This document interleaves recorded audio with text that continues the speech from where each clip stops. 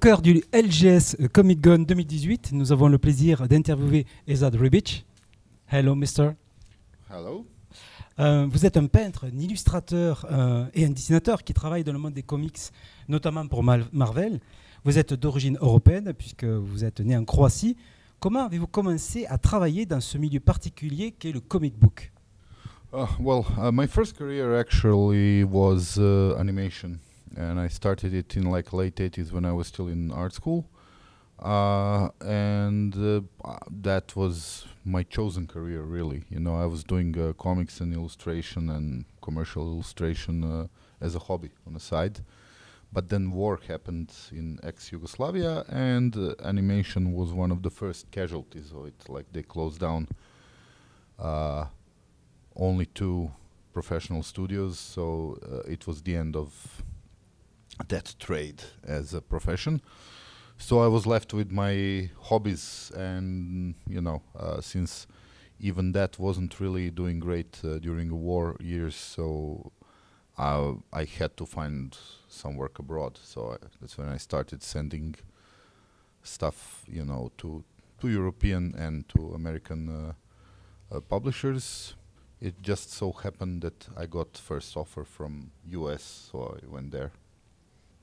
Vous dites souvent que vous avez été influencé tout d'abord par l'œuvre de Frank Frazetta, illustrateur connu en France pour ses représentations de Conan et ses couvertures de romans fantasy. Comment avez-vous découvert son travail? Back in Yugoslavia, there was this thing called Marvel Magazine. It was like a bi-monthly thing where they would publish Marvel stuff, and most of the time they had like Frank Frazetta covers on those covers, and that's basically where I first saw it. I was like 10 or something like that, and it just blew me away how great it looked. So I started copying it right away, and that was I might probably say like my first favorite artist that I really wanted to copy and emulate and stuff like that. Vous avez vraiment signé de splendides couvertures pour Marvel. Votre style pictural fait merveille sur les super-héros. Est-ce qu'il y a une de vos couvertures qui tient une place à part dans votre cœur, ou est-ce qu'il y a un personnage que vous avez particulièrement aimé à mettre en peinture? Thank you very much for your words. Not really. I always saw those characters as tools. You know, you pick a certain tool to do a certain job with it, and some characters are you know, easier to do certain types of stories with than others, but it's, you know, writers have to deal with that most of the time. The thing is, really, people like some of the characters the way I draw them, but you know, I can't really say that they're my favorites to draw. Like, whatever, if you like to do something, after a couple of months of doing it, you fucking hate it, you know. So then everything else is better. So it changes all the time. I can't really say. Merci. Vous dessinez aussi les pages intérieures, pas que les couvertures, sur certaines séries. On se souvient par exemple de l'excellente série Silver Surfer Requiem, ou de votre run avec Jason Aaron sur Thor. J'imagine que ce n'est pas le même travail de dessiner une couverture et les pages intérieures. Quelle est la différence? Well, covers is basically image that, at least the way I do them, needs to suggest a wider story, let's say. Interiors are wider story by definition, so you don't have to approach every image in a way that will suggest outer world, you know, the world around the picture that we don't really see. So that's the main difference. Another difference is, well, cover is basically done to sell a book. So you have to do something that will, you know, stick out on a bookshelf, and that's going to be attractive enough for readers to get interested and pick it up.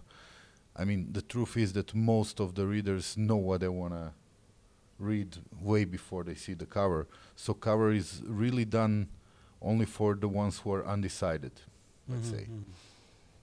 Parlons maintenant de votre série indépendante, VS, publiée chez Image Comics. C'est Evan Brandon qui est au scénario. C'est un comics de science-fiction. Vous venez de terminer le premier volume. La suite arrive bientôt? Not very soon, because I'm back in Marvel. So we'll see about it. Another thing that's important with that thing, we'll see how much it sells. Because if it doesn't sell enough, there's no point really in doing it some further. So far, reactions are pretty good, so we'll see. Vous avez récemment réalisé une superbe couverture pour le mariage de Ben Grimm et d'Alicia Masters, pour le 5e numéro du Retour des 4 Fantastiques. On a vu ça sur les réseaux sociaux. J'imagine que c'est toujours plaisant d'être le dessinateur d'un tel événement. That's how you guys see it. For me, it's just another cover. Okay. I see. Okay. It's exactly the same as every other cover. I don't even know that it's a big event. You know, they just tell me like, okay, this is what we want. What would you like to do? Blah blah blah. This and that. And I do it, and then later somebody tells me, "Oh, it's a big event." Oh, well, it's a news for me. The cover is amazing. Thank you. Merci beaucoup, Ezad Rebish, pour cet entretien. J'espère que cette convention se passe bien. Est-ce que c'est important pour vous de rencontrer les lecteurs? Well, let's put it this way. There's a couple of different kinds of, audience response.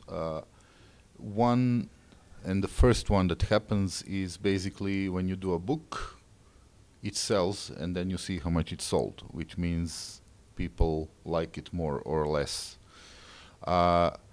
The other thing is when you come to, so it's a general response.